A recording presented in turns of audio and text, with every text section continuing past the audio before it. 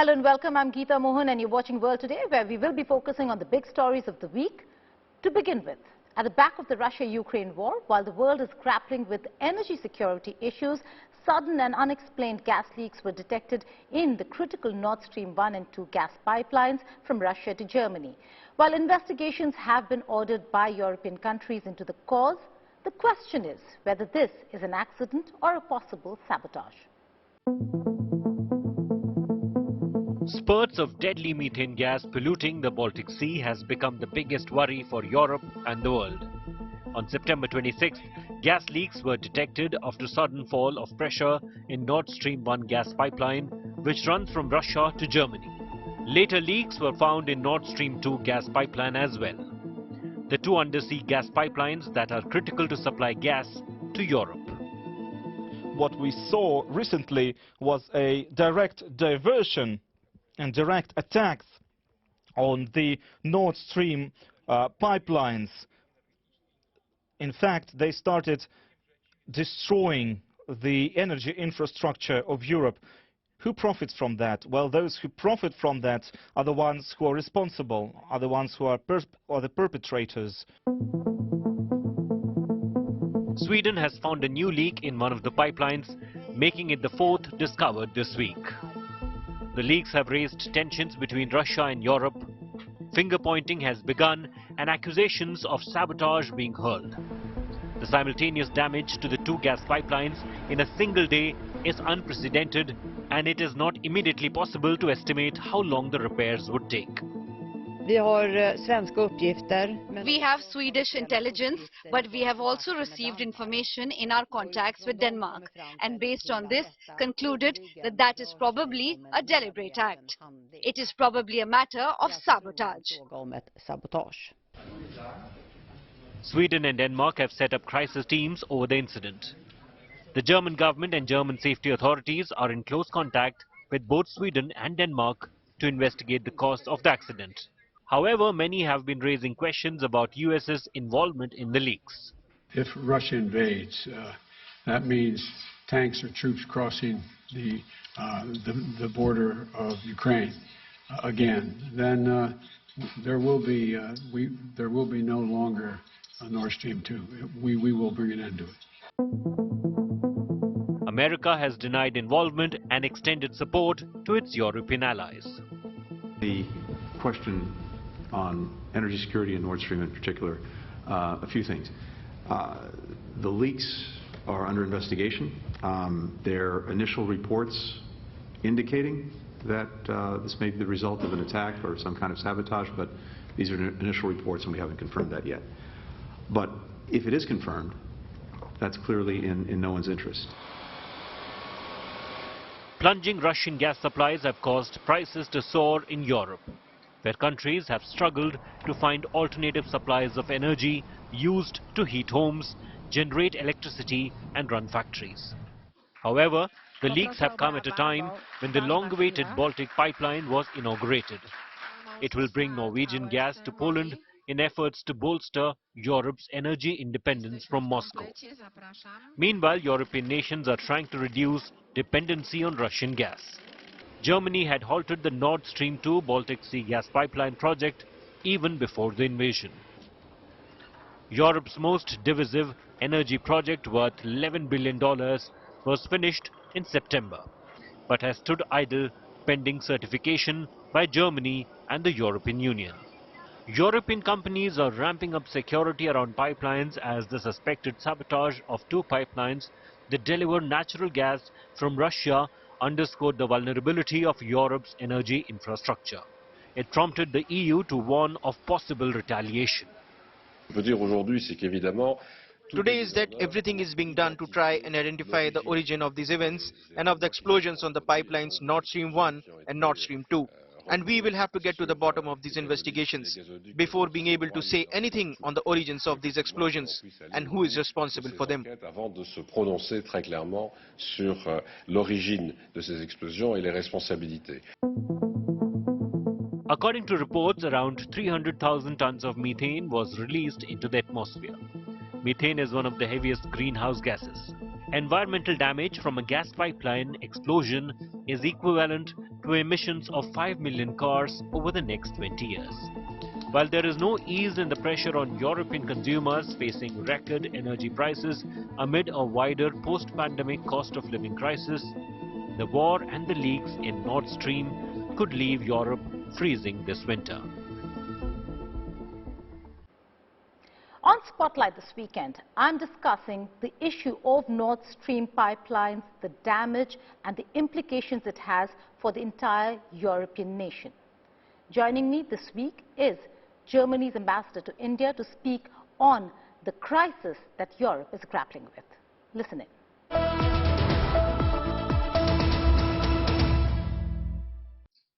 This is an exclusive conversation with Germany's envoy to India, Ambassador Philipp Ackmann.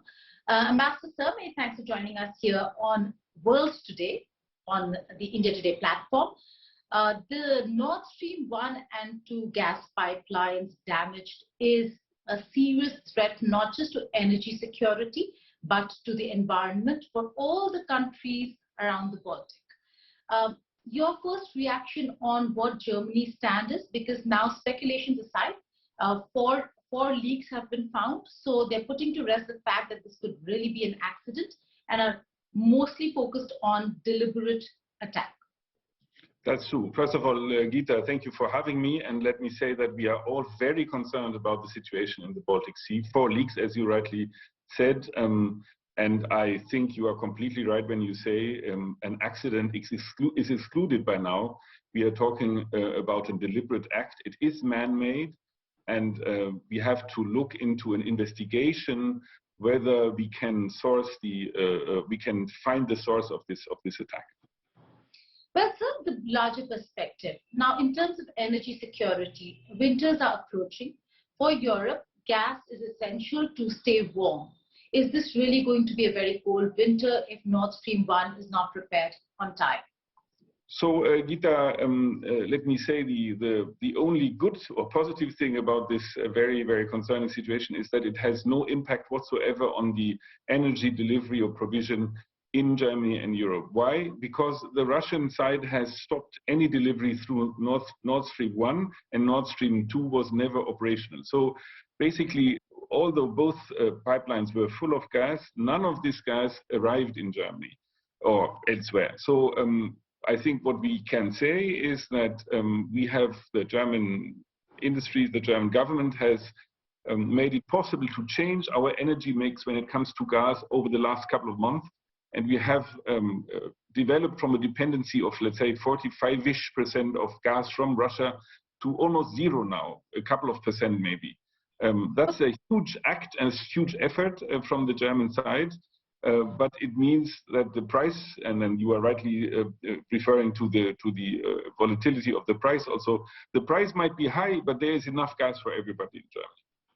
Well, it does come at a time when Germany has secured its gas demands for the approaching winters, but the fact that it was zero up until now was only because you had not hit winters.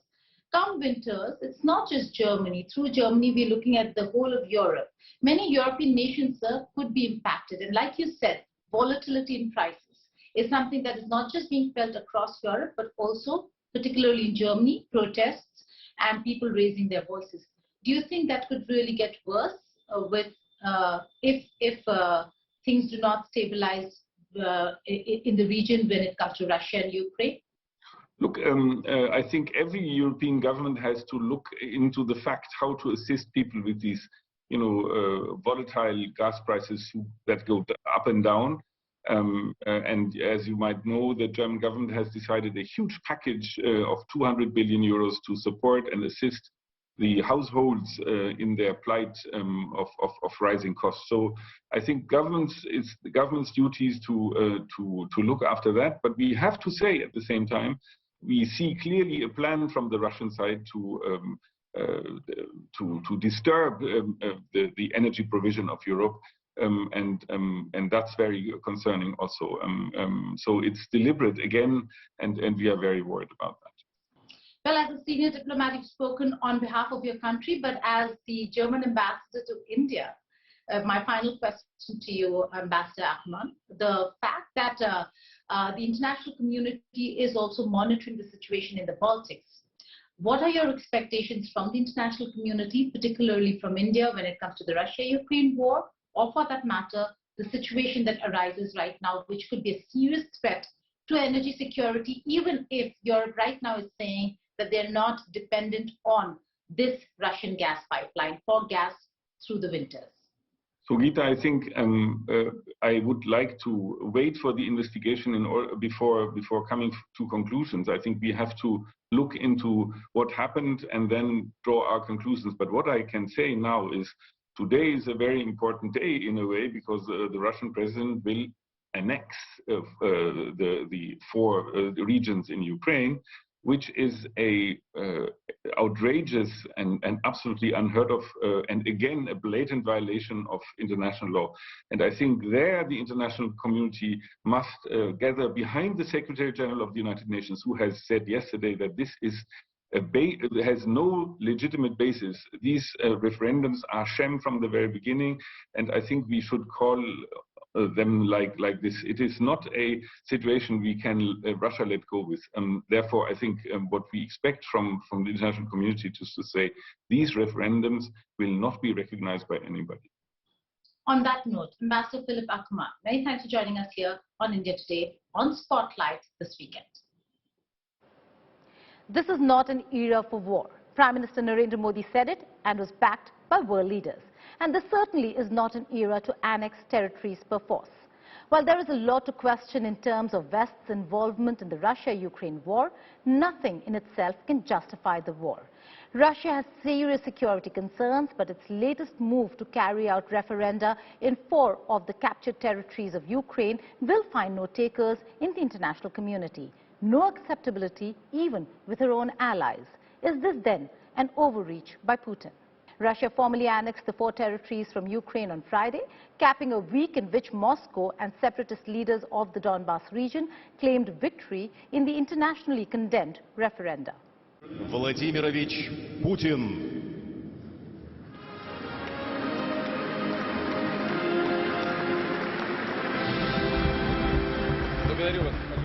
A grand concert at the Red Square and a huge ceremony at Kremlin.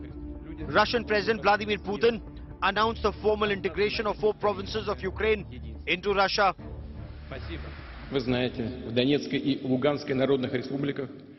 As you know, referendums were held in the Donetsk and Luhansk People's Republic, the Zaporozhye and Kherson region. Their results have been summed up. The results are known. People have made their choice, an unambiguous choice. Today we are signing agreements on the admission of the Donetsk People's Republic, the Luhansk People's Republic, the Zaporozhye region and the Kherson region to Russia. I'm sure that the Federal Assembly will support federal laws on the adoption and formation of 4 new regions in Russia, 4 new entities of the Russian Federation. 4 новых регионов, 4 новых субъектов Российской Федерации. Moscow now directly controls an additional 15% of Ukraine's territory. In 2014, Russia had taken control of Crimea, and since its special operations were launched on the 24th of February, Russia has also now annexed Kherson, Zaporozhye, close to 70% of Donetsk and the entire Luhansk province. Russia claimed 99% respondents in the referendum voted in favor of integration with Russia. President Putin announced special projects for construction of schools and hospitals in the 4 provinces. There is anger and anguish in Ukraine, with President Volodymyr Zelensky announcing that sham referendum was not only unacceptable, but would make no difference to the people on ground. The entire territory of our country will be liberated from this enemy. The enemy not only of Ukraine, but also of life itself, humanity, law and truth. Russia already knows this. It feels our power. It sees that it is here in Ukraine that we prove the strength of our values.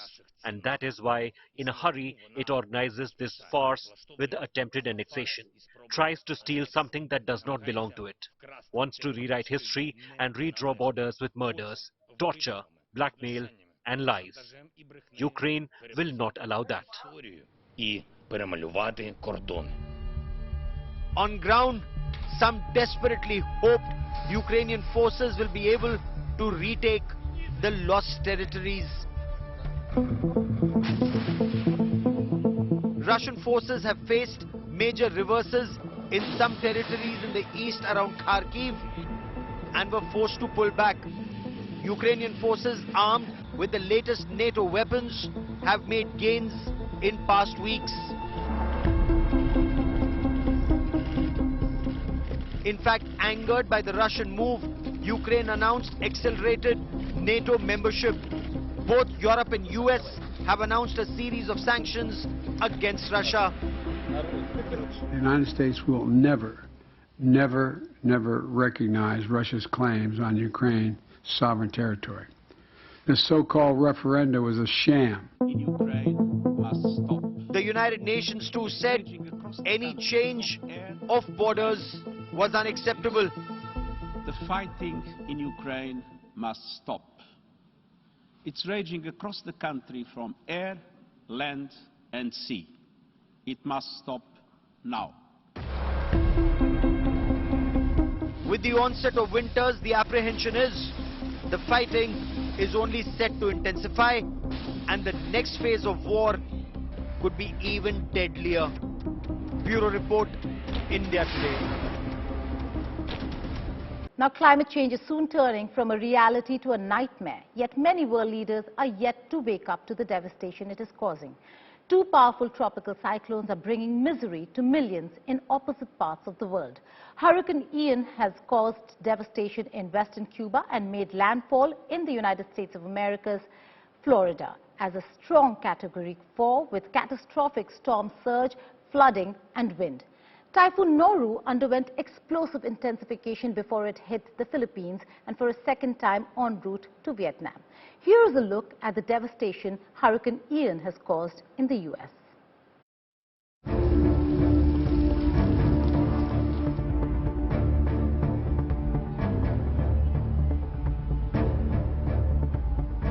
Hurricane Ian, one of the most powerful storms ever to strike the U.S. mainland, has battered southwest Florida with high winds, rain and storm surges as it weakened and moved inland. It is estimated that more than 3 million people have been affected by Hurricane Ian, according to the UN. I am 67, lived here 5 years, now it's gone. It's underwater, and I don't know, we'll go from there. We weren't here for Irma. We stayed in another house. This one, we figured, well, it'll be another Irma. It's not another Irma. Irma did get us, but we figured we'd get maybe 6 or 8 more inches. That's all we thought. It's kind of unbelievable. More than 2 million homes and businesses were left without power as the storm brought catastrophic 240 kilometers per hour winds. So I want to be clear about 2 main messages. First, my administration is on alert and in action to help the people of Florida. I've approved Florida's request for emergency assistance immediately upon receiving it from the governor when they received it. And I directed my team to surge federal assistance there before the storm hit. FEMA has already deployed 700 personnel to Florida, and the governor has activated 5,000 state National Guard with another 2,000 guards coming from other states. With people trapped in flooded homes, many took to social media pleading for rescue for themselves or loved ones. More than 2.5 million people were under evacuation warnings. Along the western Florida coast, many chose to stay home and ride out the storm. The true scale of the damage remains unclear as darkness fell, with power and communications networks down and emergency services workers forced to take shelter from the worst of the storm. That's all in this edition of World Today, but before I go, here's a buzzkill for you. Leaving you with visuals that killed the speculations of Chinese President Xi Jinping's house arrest when Chinese President, along with other leaders of the CPC, was seen paying a silent tribute to fallen heroes in Tiananmen Square to mark China's Martyrs' Day on Friday.